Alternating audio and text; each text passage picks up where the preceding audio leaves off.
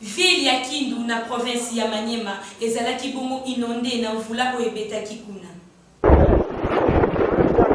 Kanisa witem sepake.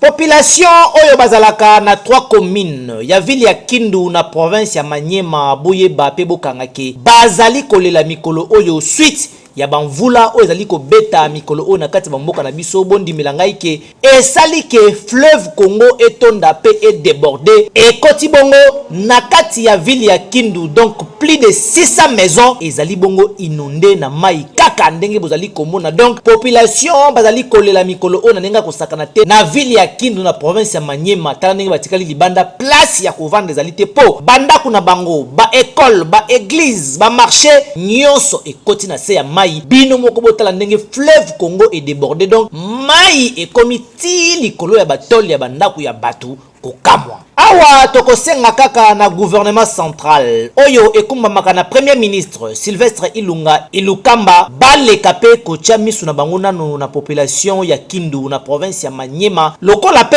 bauti ko secourir oyo ezali bongo population ya Basid na ba Nord Kivu après banvula oyo ebetaki pe esalaki ba dégâts. Bino pe ba notable oyo ya province ya Maniema population na bino bango yo mikolo oyo bazali bongo inondé na mai ya fleuve Congo oyo tondaki suite ya banvula oyo ezali kobeta mikolo oyo awa na kati ya mboka na biso.